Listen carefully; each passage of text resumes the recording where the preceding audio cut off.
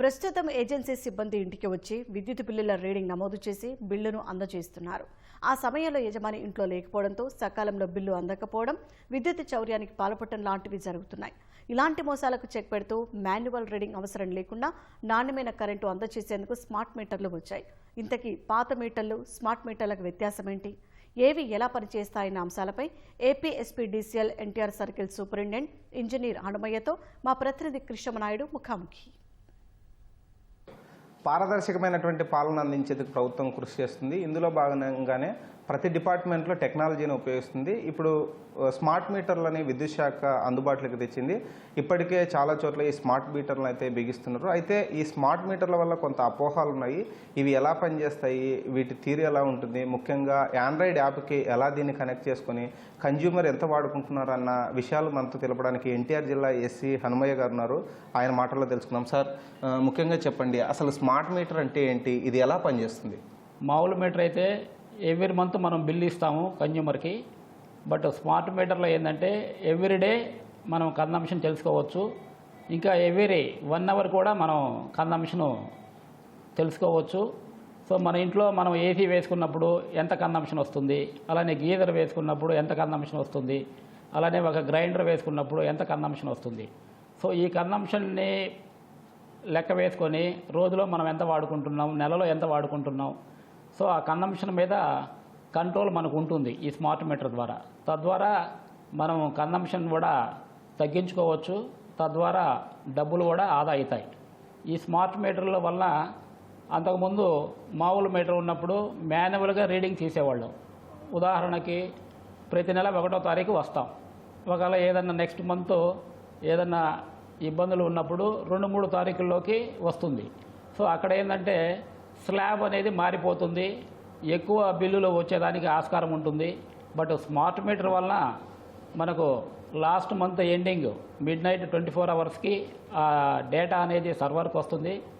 ఇక్కడ బిల్లులో ఏంటంటే ఖచ్చితత్వం అనేది ఉంటుంది. సో ఆ లాస్ట్ మంత్ 31st రాత్రి 12 గంటలకి ఆ డేటా అనేది రికార్డ్ అవుతుంది. ఎక్స్ట్రా బిల్లులు అనేది రాదు. సో ఈ స్మార్ట్ మీటర్ పెట్టడం వల్ల అనాథరైజ్డ్గా కూడా ఎవరు మీళ్ళకి రారు. అంతకుముందు మీటర్ రీడర్సు రకరకాల వాళ్ళు వచ్చేవాళ్ళు మిమ్మల్ని డిస్టర్బెన్స్ చేస్తుంటారు. సో ఇప్పుడు అలాంటి డిస్టర్బెన్స్లు అనేది కన్జ్యూమర్స్కి ఉండదు. మొత్తం యాప్ ద్వారానే రికార్డింగ్ అవుతుంది.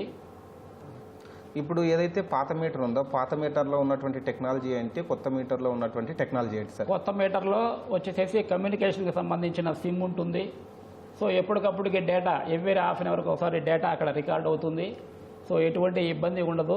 కన్జంప్షన్ మన నియంత్రణలోనే ఉంటుంది, పారదర్శకంగా ఉంటుంది. మనం ఎన్ని యూనిట్లు వాడాము, నెక్స్ట్ మంత్ ఎన్ని యూనిట్లు వాడుకోవాలనేది పూర్తిగా మనకు వినియోగదారుల చేతుల్లోనే ఉంటుంది. దాన్ని అనుసరించి మనం కన్జంప్షను కంట్రోల్లో పెట్టుకోవచ్చు.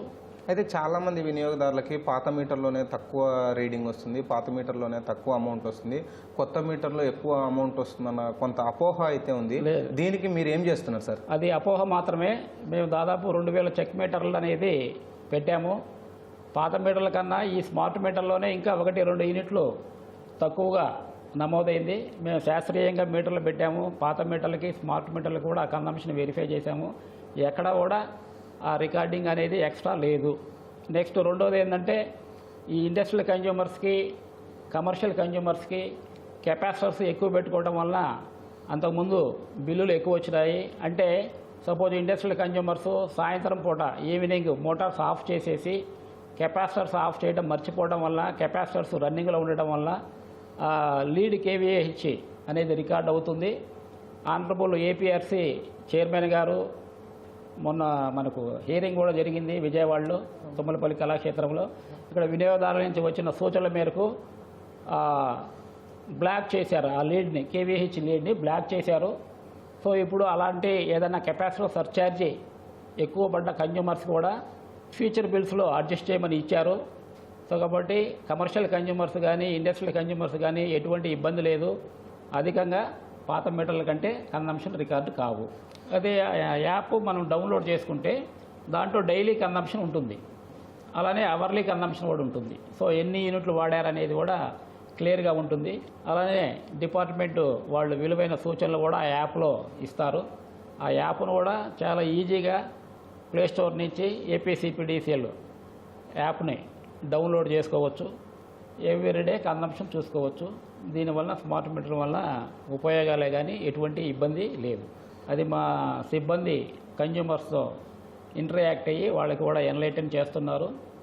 అలాంటి కెపాసిటర్స్ ఎక్కడైతే ఎక్కువగా వాడుకున్నారో అలాంటి కన్జ్యూమర్స్కే ఎక్కువ వస్తుంది. ఇందాక మీకు చెప్పినట్టుగా ఈవినింగ్ టైము పొరపాటున వాళ్ళు మోటార్స్ ఆఫ్ చేస్తారు, బట్ కెపాసిటర్స్ ఆఫ్ చేయడం మర్చిపోతున్నారు.